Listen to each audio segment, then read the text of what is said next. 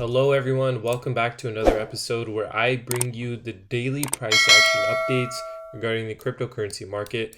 Today we're going to be talking about the Binance token. This is kind of more of a macroeconomic view of Binance, just to show you guys where I think it's headed and how I'm going to trade it. If you haven't already, please subscribe to my YouTube channel. My tag is Jitsuko Toshiro. And if you haven't already, follow me on Twitter. This is where I give you guys live price action updates and I share with you guys information regarding current updates as fast as possible. So let's go ahead and get started with the price action of Binance. So as you can see here, I'm on the daily time frame and I'm looking at a macro view of it. If you zoom out, it's creating what you call a descending triangle. What is that exactly? So basically you establish a support, you create a new resistance, and you pretty much rally through this price action all the way until you basically break to one side or the other. Now the question is, which side are you going to break to? Is it going to be the upside or the downside? Now let me give you guys this is a pure technical analysis view on Binance. And so basically take everything I say with a grain of salt, because obviously Binance is a great exchange. I'm not saying they're insolvent. I'm not saying that their products are wrong or anything of that sort. All I'm saying is if you look at it from a technical analysis point of view, this is a bearish price action structure. This is called a descending triangle. So how would you trade this? Well, technically, there are a few ways to trade this. One way is to basically wait for the resistance to be touched again and you enter a short here. And that would actually bring you basically down to this support level. Now, why is that not the best way to trade a descending triangle? Well, technically you could basically just bounce off the support and come back up and retrace to almost the same highs where you entered your short. Now, second of all, the best way to trade it is basically when you come down, you break this support here, you wait for a retest of that price, and then the price action will follow through. So usually they say to wait for a retest of the price action, basically to trade this structure. And I think that's the best way to trade it. A few things I want to point out. So number one, Bitcoin did pump like crazy. And that resulted in all of the altcoins in the cryptocurrency market to pump as well. And as you can see here, we are peaking on the RSI. I like to use this indicator because it's a relative strength indicator telling you how many buyers there are in the market versus sellers. And right now we are technically overbought. That doesn't mean you can enter a short right here just yet, just because what this means is we are tipping into the area where people are overbuying and you're going to get that euphoria. Sometimes though, what can happen is you can rally in these areas, just like here in this RSI value, and when it rallies, basically price action can follow through and rally even higher. So be careful not to short just because we have extended into the overbought area, but what it's telling you is get ready because the market is getting a little hot. Last time we dipped up above this RSI value of 70, we rallied all the way up to just about $400 on the price action, and that followed through excuse me, that followed through with a 40% sell-off.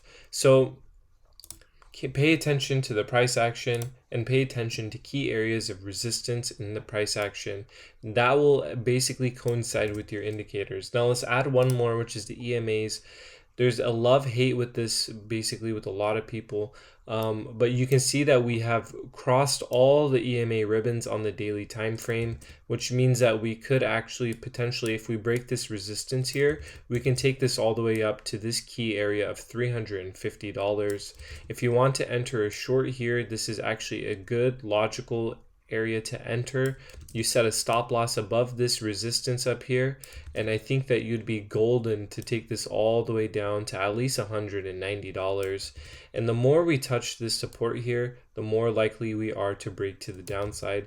Usually third touch will actually result in a bounce, and then that fourth touch will end up basically taking you all the way down to your target. Now, what are the potential downside targets of BNB? Let's go ahead and get rid of the indicators and look at it at a clean slate. Okay, my price targets are basically two key areas. Number one is going to be this area of $135. This is a price target of mine when it breaks to the downside, just because there is a little bit of price action here, and this will serve as kind of a relief where the BNB token could bounce. Now, it could be a potential where we trace to the downside and we find support here just to retest this resistance and then come down, but or we can just do a straight shot down. I think that we will be trading in this zone, because if you look at it, take a look here, there's no price action here at all whatsoever. So BNB was basically filled with a bunch of hot air, and it moved up basically almost 5x, more than 5x actually, almost a 10x, just from $40 all the way up to $400 without looking back. I think that if we trade in this range, it'll be healthy for the Binance token and eventually will lead to actually new all-time highs.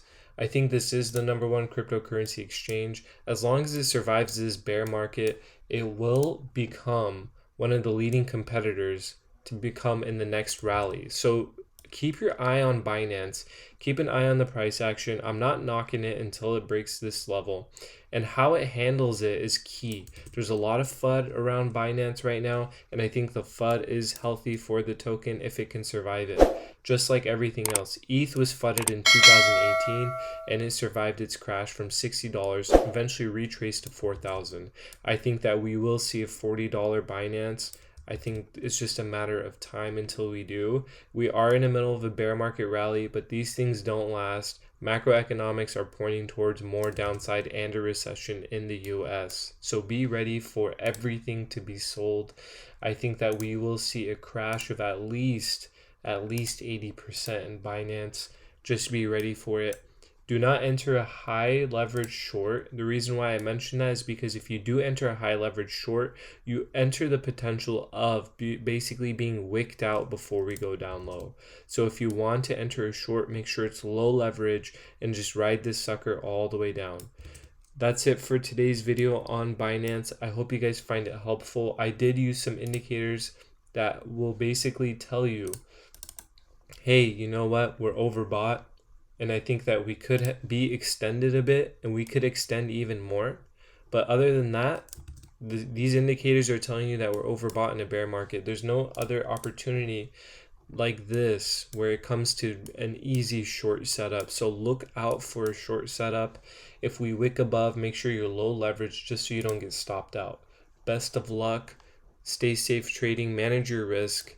And remember, we are in the middle of a bear market. These things do have their rallies, but they eventually die out. So best of luck trading. Subscribe to my YouTube channel if you haven't already and if you like the content. Also, if you do want to follow me on Twitter, please go ahead, tag me in anything you want me to chart or look at. Best of luck. Thank you.